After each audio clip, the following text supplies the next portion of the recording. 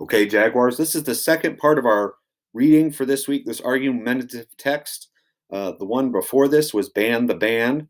That is against the idea that the mayor of New York City should ban large sodas. This one is called Soda's a Problem But.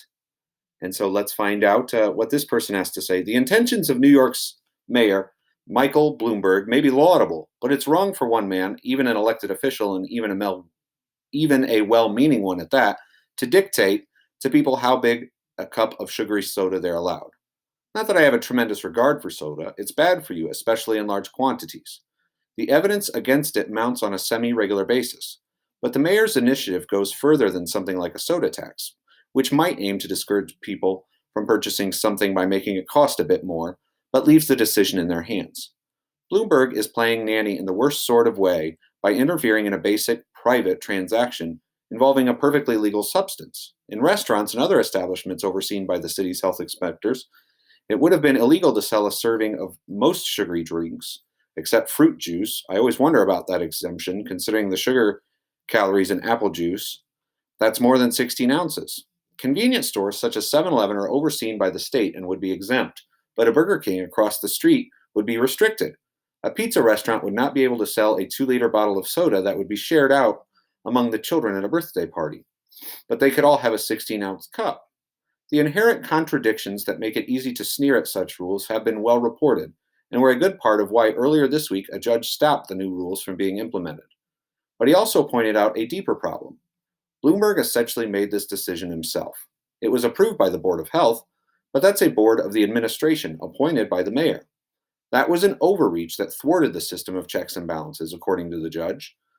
The separately elected city council would have to approve the law.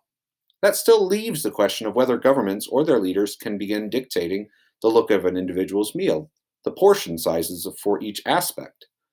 There are times when government has to step in on obviously dangerous situations, especially those, such as smoking, that affect people other than the person whose behavior could be curbed.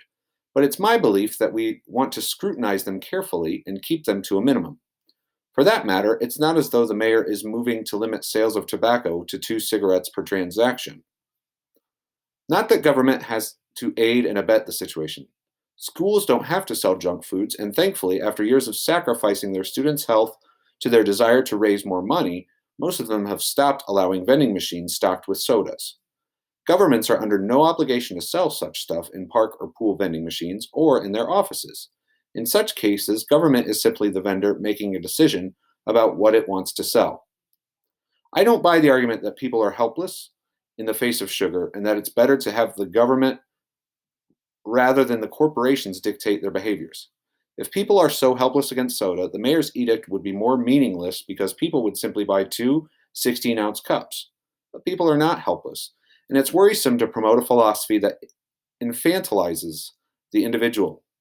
The public is simply ill informed. It takes a while for people to become aware, but they do and they react. Soda consumption already is slipping nationwide. Let's not forget that scientists and even governments have at times pushed people, with better intentions than food corporations certainly, into eating high levels of refined carbohydrates and sugars by sending out word that the only thing that really matters when it comes to obesity is to eat a very low fat diet. Okay, so this author is not for the ban either, but they think that there is a different way to go about it. And so I'm curious to see what you guys think of each of these arguments. Which one of these is better developed? Which one makes you think better? And which one do you think makes the most sense? So I look forward to seeing what you guys have to say in the comprehension check. Have a great day.